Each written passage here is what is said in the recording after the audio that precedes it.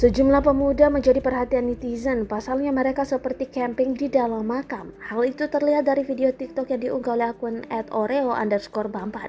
Videonya ditonton hingga lebih dari 900.000 orang.